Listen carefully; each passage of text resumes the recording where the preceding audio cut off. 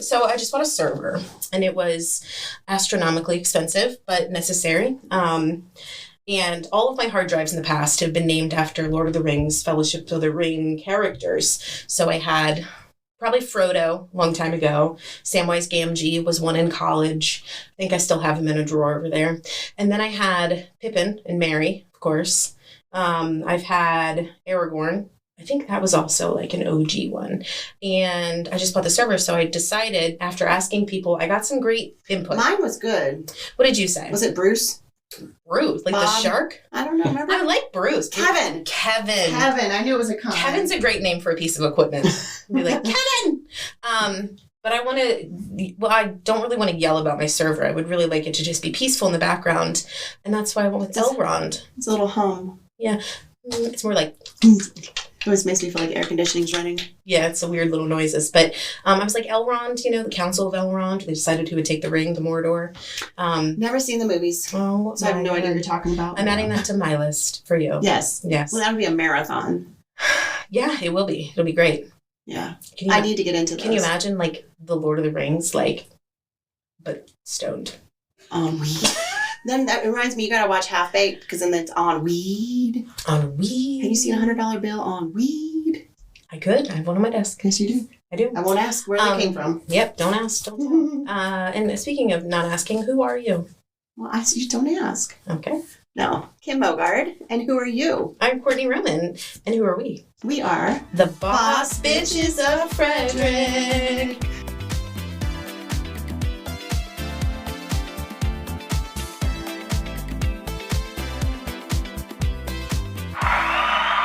One day at our TED Talk, they'll play the applause one for us. It'll be great.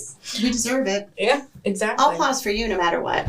Oh, that's so sweet. Speaking of people that have supported me for a long time. Sweet. I have a friend of mine here. That was my segue, yeah. My friend of mine. And who are you, sir? I am James Meech. What a lovely voice. Oh, I love that voice. He's just right on the mark, isn't he? Just right on the mark. James Meech. Sorry. So I've known you for 4 or 5 years? Easily 4 or 5 years. Yeah. Do you remember our first time working together? I do. I literally, like it was yesterday. I remember. Was it that weird house in West Virginia? It was. Yeah. Up in the hill. And it was so misty. That, it was a really thick fog mist in the air because we were so high up. Yeah. And I remember walking up to the house. You were doing real estate photography at the time, and I was still doing drone stuff. Yeah. And got to the house. We had never met before. I think we probably talked on the phone like once or twice. Yeah, we had coffee at some point. But I don't think it was before that, though. Yeah. We it was after this, because this was our first, real interaction. Yeah. You needed a drone pilot to get some aerial shots. I show up and I say, it's a little foggy. Yeah. It's a little foggy. You get what you can. Yeah. Get what you can, and we'll go from there. And a friendship blossomed. Yeah. It's great. Because you were someone I was following on Instagram and probably fangirling over. You mean stalking? No. Okay. As just being like, I'm going to like all this stuff. I'm just doing great work. Great drone work at Frederick. Shots over Frederick. Shout out.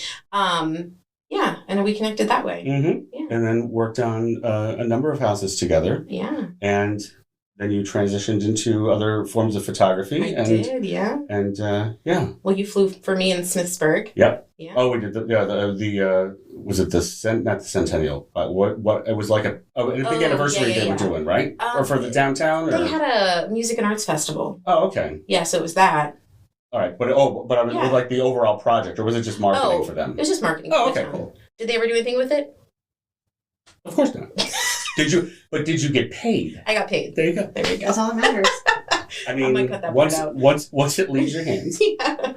My work is done. Though that annoys me as a photographer. And I feel like I've done a lot of things in the last couple of years trying to not solve that problem, because there's only so much I can do, but educating my clients on this is how you can use it. Right. Because if you're going to spend X amount of money, it's an investment. Good photography is not cheap photography. Have a plan in place for what you're going to do with it. Otherwise, it's just going to be wasted for you. That's why you exist, because you make the plan too. I try. Because I sure don't know what to do with mine, and you say, let's put that there. Let's put this here. You have the plan for me. It's true. And you don't do it for everybody. It's true. But it's a mutually beneficial relationship with us. You take me all over the world. And I'm like, let me design this thing for you real quick. Love that for you guys. It's so fun. It's great. Collaboration is key. Mm-hmm. Okay, so let's go into your street cred. Oh, wow. How far back do you want to go? Oh, how far back do you want to take us? So half an hour. Right. So within half an hour, I can give you the really super quick lowdown of how I got to here from many, many years ago. Yeah. So I started doing theater at the age of 9, musical theater, like on stage. That's when my performing career started. What was your first production? Jesus Christ Superstar. Nice. In the children's ensemble. Nice. And then the second show was Fiddler on the Roof, also in children's ensemble. Have you done those again as an adult? So I'm going to get to that because you're going to love how there's a full circle moment with this. So started doing theater growing up. My father worked in radio in the 70s, so I grew up around broadcasting.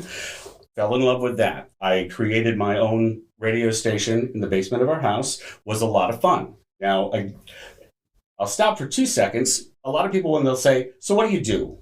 I find it easier to say what I don't do. I mean, and it's funny because there are so many little facets to my life that a lot of people would go, how in the heck do you do all of that? So I grew up doing theater, started doing, worked in radio professionally just before getting out of high school, was still doing theater. I became a techie for one of the local community theaters while still honing a craft as a young performer on stage. Yeah. Fell in love with both sides of it. Still working in radio.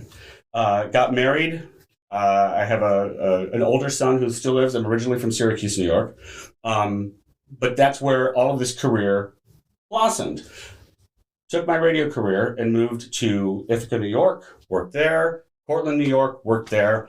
Pretty much a couple other stations around New York State. Still doing theater.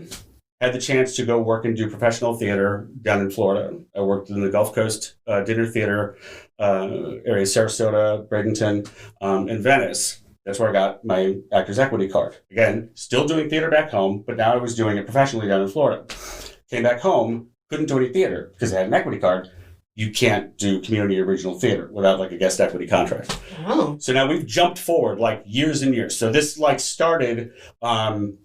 the full time in radio started for me in 1989. Shh, I know I'm not that old. But... I wasn't born then. Yeah, don't say it. Don't say that. You're such a... See, I look good for my age. Nice. But yeah, so I started professionally, like literally working weekends at an AM radio station before I got out of high school, which was great. Had a friend of mine that went to college at SUNY Plattsburgh, and he got a job over in South Burlington, Vermont. So I would go visit him working at radio stations. We worked at a number. I digress. So went to Florida, late 90s, got equity card, came home, couldn't do theater. Fork in the road. Wanted to stay home and do theater when I wanted to do it. Community, regional, and I got a job working in broadcast television. Figured I would take all of my knowledge of tech, of working in radio, had a buddy of mine that was working in a master control at the local Fox affiliate, and got me a job there. That was my start into television. Still doing theater. Take that, 2005, I had updated my resume on Monster.com. Monster.com. Does it still exist? I believe so. Yeah, I do remember that. But now here's funny. So this is like June of 2005. I'm in rehearsals for a production of The Full Monty. Different story. So I'd updated my resume on Monster. No joke. Just for the sake of updating it. Yeah. 2 weeks later, I get a call from a recruiter in Atlanta from Turner Broadcasting. Yeah. Hi. We found your resume on Monster.com. We have a position we think you'd be perfect for in our Washington, D.C. office. And I went, what? Like, I work for a CBS affiliate in Syracuse at the time because I went through 3 different, I kept progressing. Mm-hmm. I had a boss, a supervisor who became a chief engineer at the CBS affiliate and pulled me along with him, which was great. So I get down here, do an interview in August of 2005. What was happening in August of 2005? I was in marching band in my freshman year of high school, so I don't know. Hurricane Katrina. Yeah. Hurricane Katrina. I was down there in Orleans during it. Right before it. Not during it. Interesting. So when I came down for my interview, literally, this was happening. And politics aside, the Turner Broadcasting that they wanted me to work for in Washington, D.C., of course, is CNN, Cable News Network. And like, this is pretty cool. They wanted me for field engineer. And literally, they had just launched Situation Room. We were covering Hurricane Katrina. Yeah. You know, Anderson Cooper's down there in a black t-shirt, so you know it's serious. And but so that was the start. That's a soundbite. So that was the start of like me being down here in DC. And for 13 years, the first 13 years of being down here, I couldn't do any theater. Theater, by the way, is literally truly my first love. Performing arts, truly my first love. It's just such a creative outlet. So couldn't figure out how to do any theater. I've done a lot of theater, like a lot of theater, and I love it. Missed it very, very much. 2018, I see an audition notice locally for a theater company, Other Voices Theater, located right over on Jefferson Street. Yeah. Susan Thornton at the time was the artistic director. I know Susan. And, love her. She just retired. I was, okay, start over. She's out of practice. Yeah, no, but I was going to say, at my prior life, I was a director of a child care center, and I connected with them, and they'd have Other Voices Theater come out and do little shows for our children at the center. They were great. Great to work with. So, yeah. Was it you? Did you do it? No. That would have been crazy. But they would just do little skits like Three Blind Mice or just kind of some small things for our kids so they could get introduced to performing arts with local actors. It was amazing. That's so cool. She was great. Oh, no. Yeah. Susan's wonderful. So 2018, Sorry. I see an audition. No, it's good. I see an audition notice for a show that I'm very familiar with. Jesus Christ Superstar. Now, the reason that I say very familiar with that is since that was my very first show as a child back in 70 or 79. Again, not that old, but she'll call you old. Right, a little bit. But the show I had done, as a handful of years as a kid, just in the ensemble, and then grew up slowly to be in the adult teen ensemble and get to do more things. Now, this production back home in Syracuse was like Cecil B. DeMille huge. Okay. Like, it was an 8-week run. We did daytime shows for schools. It was like 6 shows a week, blah, blah, blah, blah, blah. So when I got into this, again, first love, it was like, great. When I started working professionally, 89, 90, I had to take time off. I couldn't do a lot of theater. Came back into theater in 1994. My first show back was that same company's production of Jesus Christ Superstar. It was an annual production. Went in and played Peter, understudied Judas. This was very great. The next year, 1995, I took over the role of Jesus in Superstar. I actually had my own very long hair, just like yours. I'll show you pictures. Oh my gosh, I want to see it. We need that soundbite for our social media. So that was the first of 9 years of me playing Jesus in Jesus Christ Superstar in this huge production back home. And again, still doing other theater. Yeah. During that stretch, myself and a couple of our friends, we opened a dinner theater company, started producing shows. We did a couple of shows that we would produce and bring around to different areas. It was great. Kind of put some of that aside. I left that show or decided I've had enough. Jesus died. Assumedly when he was 33.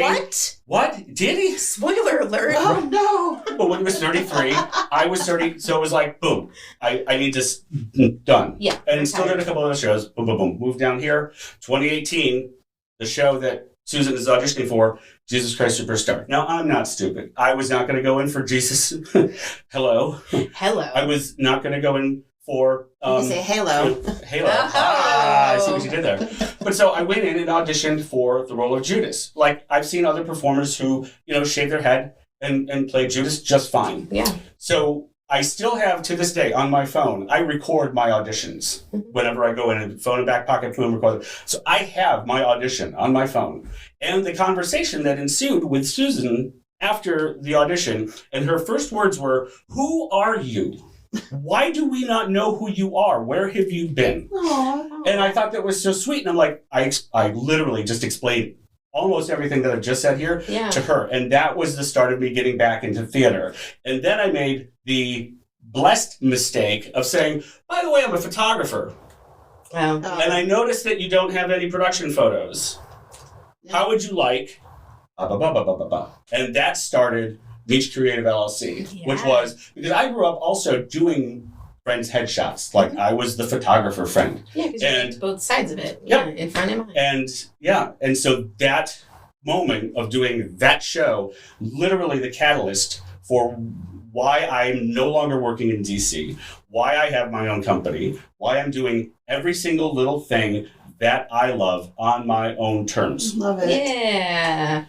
And that makes him a boss bitch. I was just going to say that. And then to commemorate doing that show, I have the Jesus Christ Superstar logo, the Wings logo, tattooed on my back between my shoulder blades. Oh my God. Because I played Pilot. I wanted Judas, but I ended up playing Pilot. And then I realized, full circle moment, 9 years, I played Christ and was dying at the hands of Pilate. Now I got to be Pilate.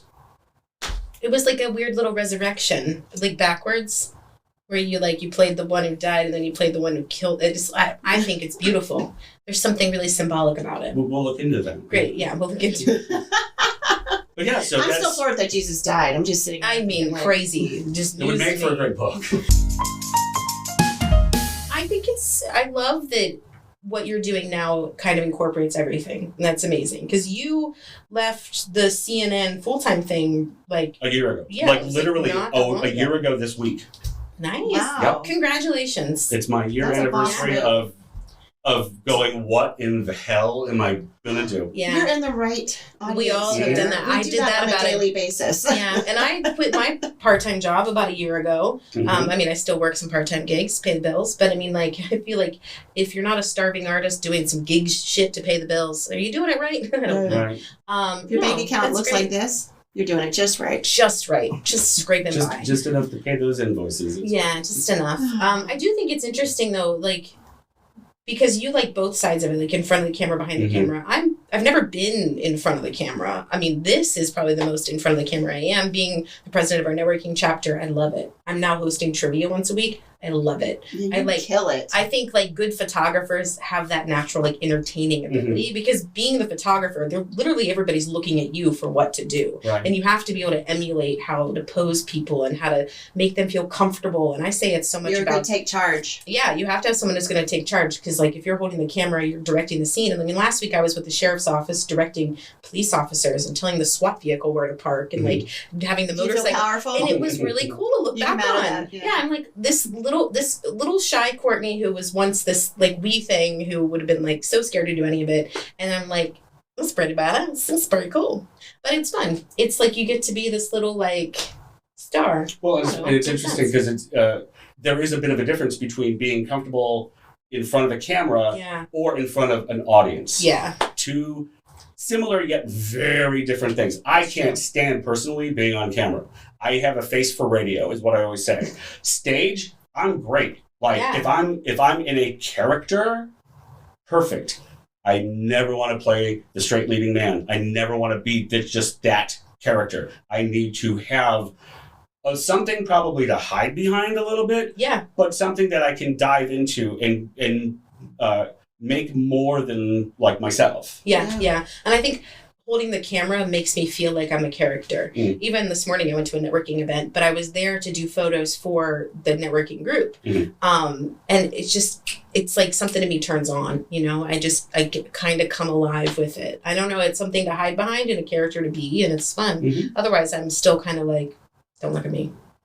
Well, it's, like you said, it's in those moments that you shine, and then you have the moments where you're comfortable in all sorts of different settings. Yeah, yeah. Give me tequila. I'm comfortable in every setting. There you go. She's not wrong. Yeah, but you have no problem telling people what to do It's true. in a good Facts. way. Facts. Yeah. What's been your favorite role?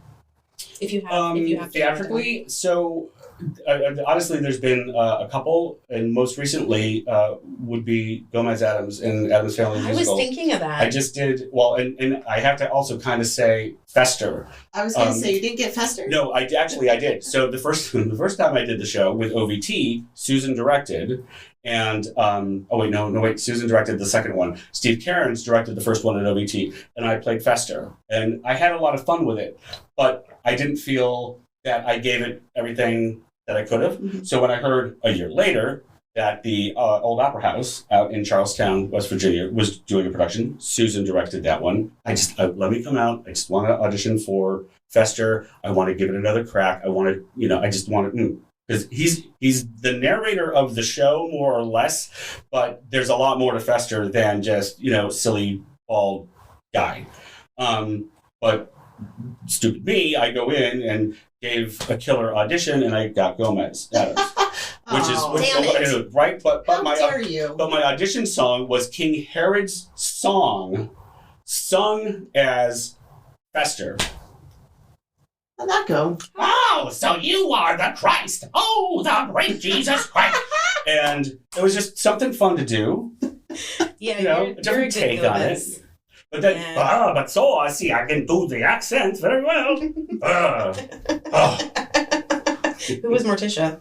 Amanda Knight was my Morticia. Okay. Yeah, Amanda Knight. It was a great cast. It was a great show. I've got pictures of that too. I had hair, beautiful. Yes. Bought a nice set of hair for that one. Nice. It's weird that I have a collection of wigs in my closet that are all for different shows. Not many people can say that. Nope. Not many people can say that. I'm really disappointed when my nephew did Wizard of Oz last summer there. You weren't in the show. I was like, I wish Meech was there. No, I did come to see it.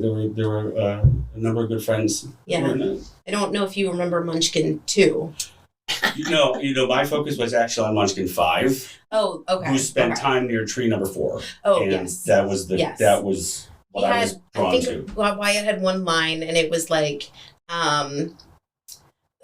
gosh, I don't remember. One of the Munchkin lines. What a great story. He doesn't want to do acting anymore.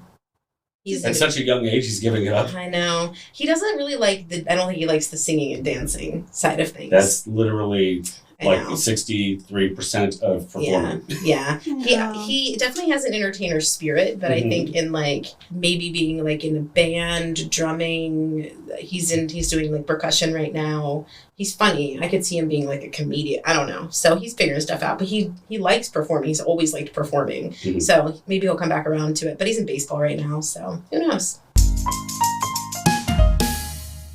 This part is called rapid fire. I love that. Now, we always make our guests make a rapid fire noise. So when I say rapid fire, hit me with a rapid fire noise. You ready? Yeah. Okay. Now it's time for rapid fire. Ooh. Oh, my God. I love was a that. Crazy That rapid. was different. I like it. It was great. We haven't had that one. You just felt it from the core. It did. It was like, So these are kind of quick. I'm going to do the first 3. Kim will do the second 3, and then we'll finish up with a surprise question that no one's ever heard before. Coffee or cocktail? what time of day is it? Noon. Cocktail. I remember one time you posted on your story, you were editing and while drinking margarita, and I was like, I like that person. My HR department does not have a problem drinking in the middle of the day while editing. I give That's the out best shot part about being glasses. self-employed. Solopreneur, you don't. Yep. You I do give what you shot glasses to my clients and say, it was great to shoot you. It's great. I get it. It's awesome. Time blocking or flying by the seat of your pants? If I'm truly honest, a little bit of both, but I prefer time blocking. Okay, yeah. I would love to be a time blocker. I would say it's my intention is time blocking, but then it ends up being just flying. It'd be like, ah. Yeah. That's what it But would there's a be. difference in the spontaneity that side of that, though, which is what I, something, oh, great, Yeah. like Like a squirrel. squirrel. Boom. Yeah. Work from home or work at the office? Home. You're a home worker. Well, I mean, my office is wherever I'm Yeah. shooting, but most of the time Yeah. it is my home office, yeah. Okay, Yep. nice. I am not productive at home, really at all. This is hence the studio, hence the space. Okay, your turn. And hence why I'm here with you. It's I was true. not productive at home either. For 3 years. It was a rough ride. Okay. So these are more open-ended questions, but quick answers. Okay. So what is one thing your boss as hell at and one thing you're totally still faking? One thing I'm a boss is hell at is doing what I say I'm going to do. Like when I set out to do something, I do it. Okay. The faking part of it, probably when I'm pitching an idea, like I've learned, even though I'm very sincere with an approach or the story behind it or where I think things should go, I've learned how to steer it so that I really, really sound like I know what I'm talking about definitively, but I'm using that conversation to pull from who I'm talking to totally right. and this is boom, boom, boom. And then You act like it was all in your brain at first, but really you've just kind of figured it out as you've walked along that combo. Yeah. Okay. That's cool. That's a good answer. Yeah. I like that. All right, since you're in the musical creative business, so what is your current hype song? Like, what really gets you going? Honestly, literally anything K-pop. Okay. BTS? No. Okay. We're talking Blackpink, Le Sserafim. Yes. Yeah. The Paige is into that. It was the one song. It might be Blackpink. Right no, but it was one little song that we did this thing to it. Do that again? No. Was it like ears? Yeah, it was like a Fox thing. I can't remember what it was, but I do know what you're talking about. Yeah. She was all about all that. Like, I don't remember anything. No, else, right now K-pop is what I play in the studio when I'm working with people, and it's just background, but it's. Yeah, it is a nice background. And they do a lot of good collaborations with American artists too, which I really like. Yeah, they do. Yeah. Yeah. Halsey was one of them. All right. So, all right, this is a good one. What's something people assume about you that's completely wrong? I'm gay. That I'm gay. They assume that I'm gay. They assume you're, but you're not. Correct. Okay. I mean, not that there's anything wrong with that. No, I'm just checking because See? Not that there's anything wrong with that. No, I'm just saying. It's an episode of Seinfeld. People assume there's anything wrong with that. We are Seinfeld people. That is the only Seinfeld thing I quote, and I don't think anyone ever gets it. I always go, not that there's anything wrong. Right. Gosh, we even watch a lot of Seinfeld. We watched an episode last night where they cut the Snickers. Oh, he's eating with the knife before. Yeah, that's good. Yeah. And it's only because I do theater and I'm very outgoing and just have. I'm wearing purple frames on my glasses. But he's not gay. You heard it here, folks. All right. I mean, hey, $20 is $20, but I'm just saying. I said that to Courtney also. Yeah. I'm like, you might as well switch gay. teams. You never know if you need to expand your field of people. It's not a bad thing. I wish. All right. And then I get we'll circle back to that. Then I get on TikTok, that hot lumberjack comes up, and I'm like, see, I'm not gay. Oh, yeah. We'll see how desperate you get. I'm kidding. Take that out. Please take that out. Don't take that out. That's really funny. She always is like, edit that out. And I'm like, nope, that's hilarious. She does not. She always tells me, she's like, can I keep this in? But if they post their dating dramas, which they do on the Instagram. Yeah, all the time. Yeah, and then, this about a guy, that about a guy, men, blah, blah, blah. Blah, blah, bullshit. Penis, blah, blah, penis, blah, blah, blah. All right, and then the last question. Did you say penis? I did. Is that bad? Can I not say that? No, I love it. I didn't hear what you said about it. Oh, no, just she's saying penis, blah, blah, blah. Oh. I know, yeah. Oops, my bad. I like it. What does being a boss bitch mean to you? If you are one, why? So, in your reply to me when I wrote this into you about you actually really, really liking the answer, I guess kind of surprised me because I wasn't exactly sure if what I was conveying suited that, was not the right response. But I've already forgotten, so. So it's somebody that is basically is as in control of their narrative or their situation or the direction that they want to go. And it doesn't carry the negative connotation that one usually assumes when they are called a bitch or assumed to be one. And I honestly think it's about being strong yet vulnerable in understanding what you know and what you don't know, but being smart enough to take charge of that and know how to get from point A to point B and onward, maybe a little wavering in the middle, but you have an end goal. You have a point. You're going to get there, whatever it takes. And that doesn't mean, oh, bitch, get out of my way. It's, no, I'm strong and I'm going to move forward. This is noise. Everything around me is noise. And I think that even as, a male, because generally, you're the boss bitches of Frederick. Yeah. So there's an assumption, well, clearly you must mean female, blah, blah, blah, blah, blah. As a guy, most people would call guys bitches. But so from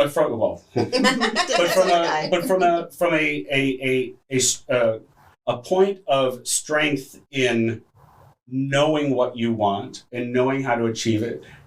Again, you're a perfect example. When we met, you were doing 927 things all at once, as was I, which we'll get to in a second. But then you realized I really need to and focus. Yeah. And for the longest time, I was also in that boat between working the full-time job and doing like, what, you want a picture taken? Great. Oh, you need a drone over here? Great. Oh, I also shoot video. I do all of these things. And it was like pure insanity. But then once, I was denying the whole, niche focus, and which is funny because in radio and in television and in most companies, you want to super serve your audience is what we were always taught. Yet, for whatever reason, I was denying it in my own business. I wasn't super serving. I was just putting it all out there and, seeing whoever wanted what. Yeah. And until I focused and thought, okay, here's my objective. This is what I want to do. I want to provide, boom, for this person, this type of company, this industry.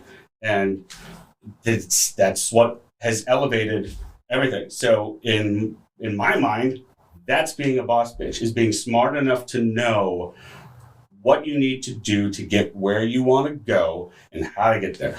Yeah. I love that. That's very well said. And we have heard a lot of different answers to that question, and they're all right because they're all different people's interpretations of what that means to them and how they show up that way. I do remember you reading me his statement when he put it in originally to come on the podcast, and I do really appreciate where that was coming from because, especially as a male, because it is such a different interpretation sometimes with a female versus a male just in their own journey and as a solopreneur, and I just think that's amazing, and it really is just being just bold enough to stand your ground and know what your end goal is. How you get there, it's different for everybody. Right. The journey is saying, here's where I want to be, and I don't care. But also, as a male, it's, and again, I would imagine each industry or whatever somebody is doing as an entrepreneur or their own business, I would imagine as a guy, not a lot of men will put themselves in as vulnerable a position to either admit they need help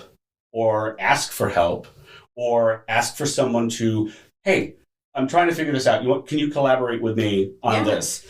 I just had our dear friend, Jason Klein. Yeah. He was a second shooter for me out on a 4-day dance studio marathon of recital pictures. And I would have, like, hey, if you got 4 days available to you, I'll pay you, trust me.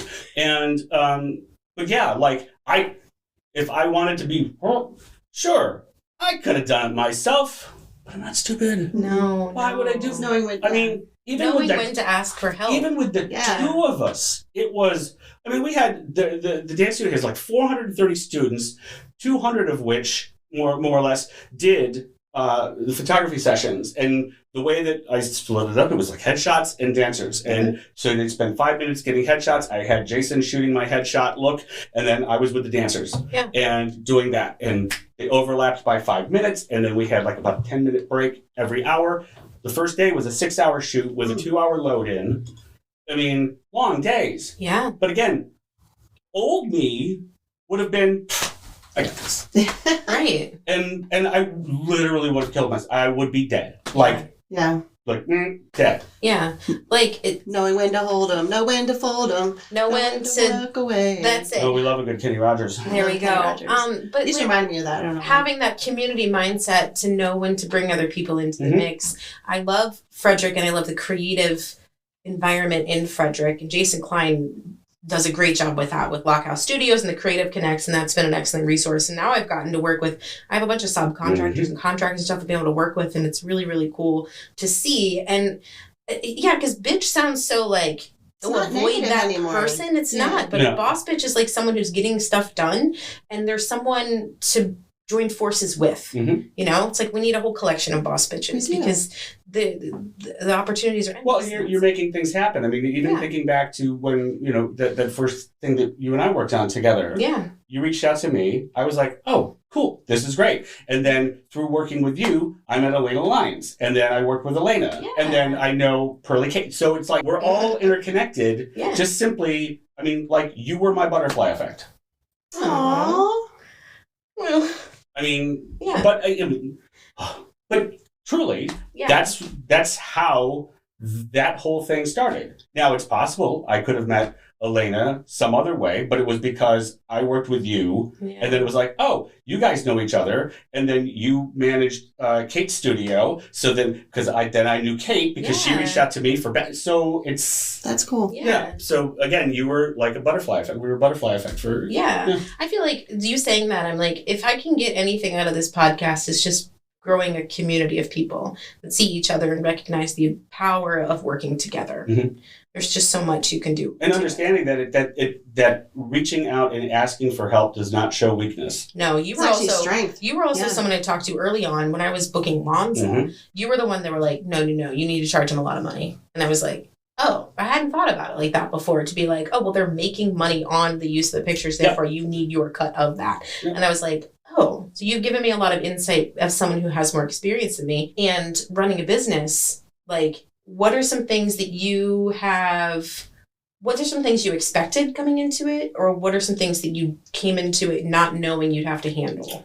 The difference between that and like full-time work. So, since my stuff, just like yours, started initially as a side hustle to make a little rainy day money and, see if it could grow into anything. And then, of course, it grows into what it is. Yeah. I'm not sure if, money, number one, insurance, number two. Yeah. Right. Now, and this year will be my first full year of doing business taxes, like actual not putting it in as, riding along with my 1040, it'll be full blown, business taxes. And that kind of scares me. But yeah, I think as far as like an expectation, I don't know. I mean, I make my own schedule basically, which is great. I have, timelines for things that have to be done. I have regular contracts on the drone side of my company. Like you mentioned, shots over Frederick. So those are factors that I know, but everything else is pretty much, when are you available to shoot headshots? Yeah. When is this production going up that you want production pictures of? When can we do this? Oh, you'd like me to come in and sit and be like a second set of eyes while you're in Tech Week for your show. As a theater consultant, I do that as well. So yeah, on the Meech creative side. And that's the whole, can I talk about that briefly? Yeah, I was going to say, like, feel free to talk about what you do. So the way my business is set up is Meech Creative LLC is the overarching company.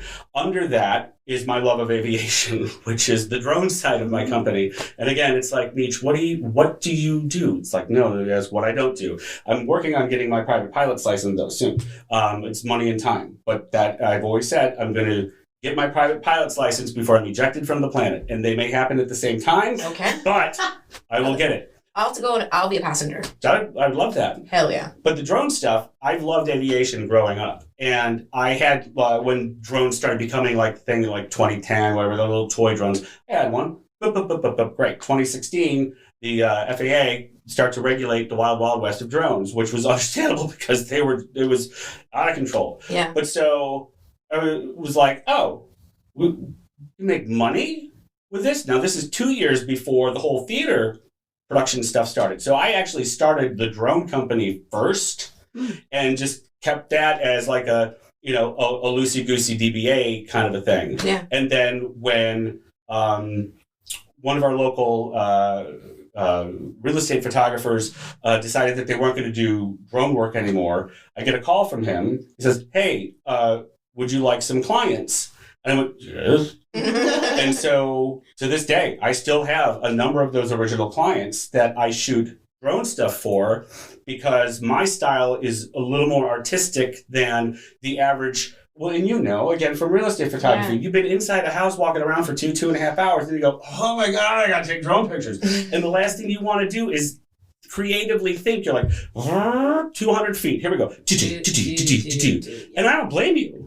But so I had those clients that will come to me because they like the style of how I shoot. I'll make your 1,400 square foot double wide look like a million bucks. Yeah. What I'll do. Yeah. But so that's the real estate side of it. But what I've grown Shots Over Frederick into now is I do a lot of work with construction firms, with developers, and I third-party fly for a couple of nationwide companies that do the 2D and 3D orthophotogrammetry mapping of developments. And those are the ones that are, I know I'm going to be on a job site for like 2 years. Like I'm going to have every week, every bi-week, once a month, whatever. Those are the ones that, as long as they're building this community out, boom, boom, boom, I have a set schedule with that. So I do that.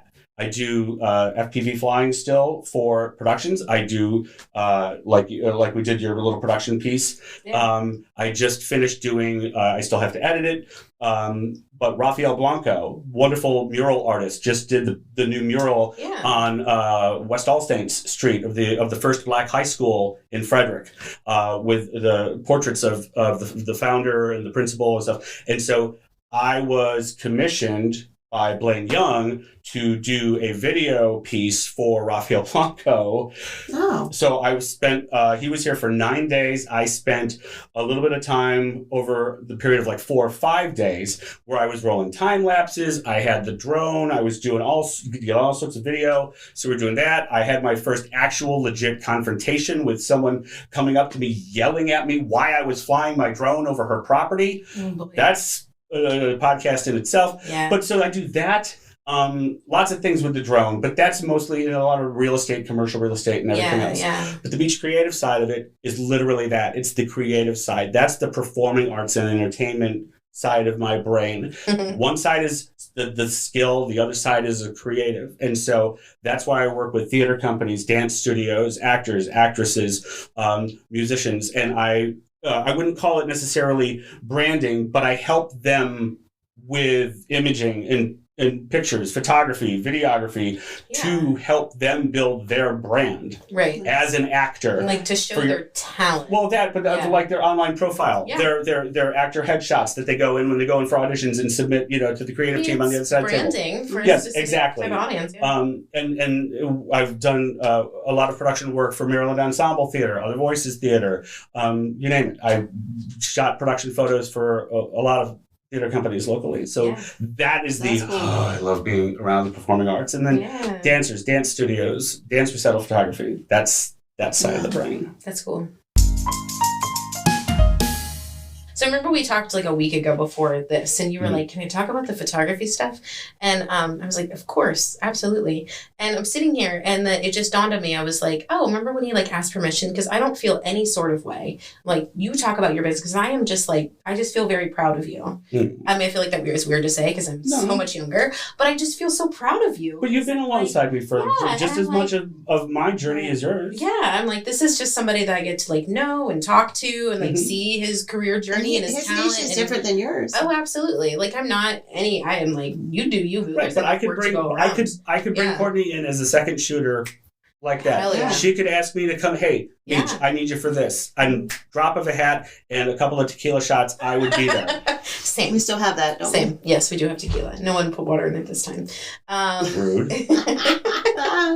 That was a nice surprise, by the way. No, that's a rude surprise. Like when you're expecting tequila and it's water. And I was like, why was this frozen? That's weird. Yeah, We tequila. still drank it, though. I finished it off. Wow. Tequila's tequila. But so that's that, and that probably definitely ties in with you know being a boss bitch and to know your path, know your journey, and just celebrate everyone around you, even if they're doing the exact same thing. There's so much work to be done because likelihood we're not doing the exact same thing. We all have different styles. We all have different clientele, different things we like to do. Some people are yawning right now. Wow. Rude. I thought I had you engrossed in my conversation, but clearly. Gosh, I guess you'd be surprised I yawn in the weirdest places. Like when I'm working out, it doesn't make any sense. Anybody who knows me knows that. You need oxygen. With the scheduling, it's like you're either like, I can breathe, or it's like nonstop. No, I get that. Like that.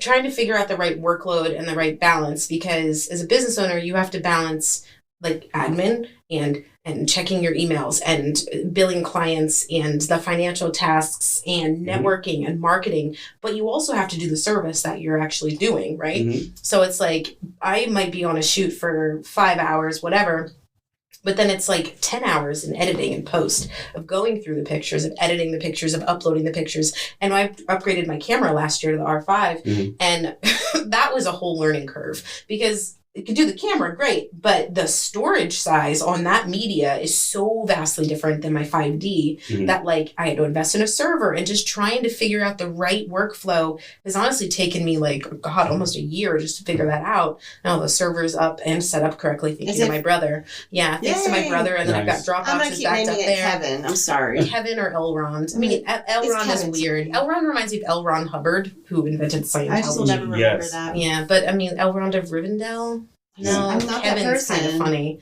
See, like normally that would be something that it was a perfect storm is what I'll call it. A perfect storm of, oh yeah, that's opening week of the high school show that I've just agreed to do 4 days of dance studio. It's like, and then I've got this, and then, oh, there's a whole Saturday full of mapping flying for. Oh God, yeah. It's like, oh, wow. And then people are like, where are my that's pictures? job Like, security. I haven't had a chance to even look at them. Okay, so now it is time for our final fun prompt. We're all going to answer this one. Uh-oh. Who goes first, though? We're not doing that one. Why? Why? You can't just throw it on the ground. This is what the world decided. All right, what's a professional red flag you now refuse to ignore? I will answer that first. A professional red flag that I refuse to ignore are, there is something to be said for a client that's the right fit for you. And I don't think everybody is that right fit, where they might be better suited working with somebody else, or they might just be better suited doing the work themselves, or they're maybe not ready for it. Maybe they need some education. But I think I work a lot with owner-operated businesses, and while they are, you know, the bosses, they're the ones who've built this brand and business and stuff, I do need a little bit of like trust and flexibility in order to do my job well. I think they need to be able to trust me with a creative vision, but walk alongside it with me. So if I have clients that are a little too tight knit or too controlling, I like sometimes not the right fit. Yeah. I know what you're talking about. So yeah, I don't know my answer. Meech, you got a professional red flag? Probably along the same lines. Oh, there goes my phone. Oh my God. I laid an egg. She laid an egg. Probably along the same lines that you're talking about with fit with client. For me, it would be somebody who there's a fine line between speaking to what you know and not necessarily making it up as you go along. But perfect example, at my former real job, I was on the level of being in rooms when we're doing interviews for prospective new people to work with. We're talking about, you know, engineering processes and how you would do something out in the field and satellite transmission and all fun things like that. And when you're tossing around like lingo and jargon, like that's how everybody speaks, which we don't. That's a red flag. Like, and it could be in any business. If all you do is throw around lingo and jargon and yeah. Well, we do that with the SDI cable and we put the audio. Yeah, you know the A2X 360. You ever use that? Yeah, exactly. It's like when I talk travel to you. Sometimes. Yeah, sometimes you're like, you know, Asta. Or when your phalanges loose. The phalange. Or maybe you're just missing your like, phalange. Oh, you just don't understand because you've never used a C-3PO. Exactly. So, yeah. That's Star Wars. Anything like that. I mean, there's a fine line between knowing what you're talking about and being able to carry on a conversation and collaborating. People are over the top. I don't trust it. Yeah, no, that would be a red flag. Not everybody's going to be a perfect fit when you're working with people. And yeah, you're hired because they saw something in you, they saw something in your work that they thought, oh no, we want that representing us. Yeah. And give a little bit of creative input. This is the message we're trying to deliver. This is what we're trying to put out into the world, into the ether. Yeah. Great.